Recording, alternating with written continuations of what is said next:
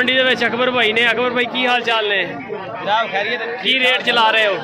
जनाब इस तरह जानवर जो है खड़े ना ये 350 रुपए 370 80 रुपए 400 तक खरीदारी कर रहे हैं। ਅੱਛਾ ਇਹ ਜਿਹੜਾ ਵਜ਼ਨ ਚ ਆ ਕਿੰਨੇ ਲਏ ਜਾਨਵਰ ਤੁਸੀਂ? 120 30 किलो 150 किलो 110 किलो 15 किलो इस तरह का ਇੱਕ ਕਰਾਸ ਨੇ ये वैरायटी क्रास ਵਿਲਾਇਤੀ ਕਰਾਸ ਨੇ। ਇਹਨਾਂ ਦਾ ਕੀ ਰੇਟ? 300 60 70 रुपए 360 70 ਰੁਪਏ। ये देसी जानवर ਅੱਛਾ ਇਹਦਾ ਕੀ ਰੇਟ ये ਹੈ? खीरे जानवर का 500 रुपए 480 90 510 नाप झालर वाला जरा बच्चा। प्योर देसी ਇਹਦਾ ਰੇਟ ਹੋਏਗਾ 480 90 510 20 तक के जानवर है। सुनाप दे खीरे सिर पे। जानवर काटू ਅੱਛਾ ਇਹ ਲੈ ਨੇ ਅੱਜ? ये ले रहे हैं नहीं इन्होंने मोल लाया है दे नहीं रहा अच्छा, मोल लाया। थोड़ा जिद्दी है बंदा ਬੰਦਾ ਜ਼ਿੱਦੀ ਹੈ। ਅੱਛਾ ਤੁਸੀਂ ਇੱਕ ਗੱਲ ਦੱਸੋ, ਬਹੁਤ ਸਾਰੇ ਬੰਦੇ ਪੁੱਛਦੇ ਆ, ਇੱਧਰ ਹੋ ਜਰਾ।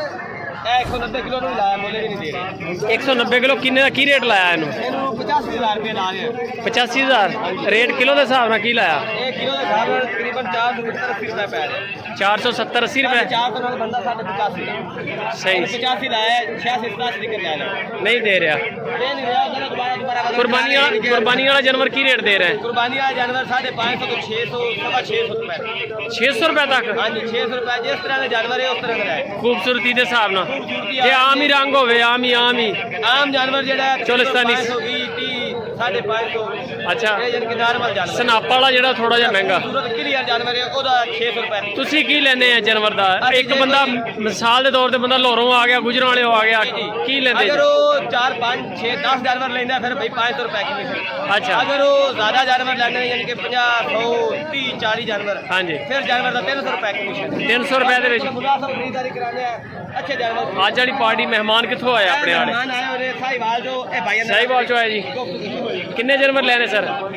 ਮਾਸ਼ਾਅੱਲਾ ਸਭ ਲੈ ਕੇ ਦੇ ਰਹੇ ਨੇ।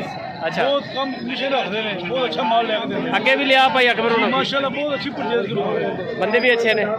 ਤੁਸੀਂ ਕਿੱਥੋਂ ਆਏ ਜੇ? ਅਸੀਂ ਸਹੀ ਵਾਲ ਤੋਂ ਸਾਹੀਵਾਲ ਤੋਂ ਕਿੰਨੇ ਜਾਨਵਰ ਲੈਣੇ? ਫਾਰਮ ਵਿੱਚ ਰਹਿਸ਼ ਹੋਣੀ ਆਪਣੀ ਕਿਸ ਨਾਮ ਦਾ ਫਾਰਮ ਆ? ਆਪਣਾ Chaudhary canal farm. Chaudhary cattle. ਕਿੰਨੇ ਜਾਨਵਰ ਲੈਣੇ? ਅਸੀਂ ਜਨਾਬ ਅੱਜ ਲੈ ਲਓ 25 ਜਾਨਵਰ ਲੈ ਲੈਣੇ 25 ਜਾਨਵਰ। ਫੈਟਰਿੰਗ ਦਾ ਕੰਮ ਕਰਦੇ ਜੇ? ਸਟਾਰਟਿੰਗ ਦਾ ਸਲਾਟਰਿੰਗ ਦਾ। ਠੀਕ ਹੋ ਗਿਆ। ਨੰਬਰ ਤੁਹਾਡਾ ਤੇ ਹੈ ਕੰਡੇ ਦੇ? नंबर 2 है ਨੰਬਰ ਬੋਲੋ। 343 43 43 ਹਾਂ 37 702 37 67 702। अगर किसी भाई को एक या दो जानवर चाहिए कि साढ़े ना रात ना चाहिए ਇੱਕ ਦੋ ਨਹੀਂ ਲਿਆ ਕੇ एक ਦਿੰਦੇ? दो नहीं वो किराया बहुत पै अच्छा। कम 10 जानवर 7-8 जानवर होने चाहिए अच्छा। लेके देंगे इंशाल्लाह चंगे ਜੇ ਕੋਈ ਬੰਦਾ ਇੱਕ ਲੈਣ ਵਾਲਾ ਕੋਲ ਆ ਜਾਵੇ ਤੁਹਾਡੇ, हाँ तोड़ आ जाए फिर किराया बहुत पै जाना है।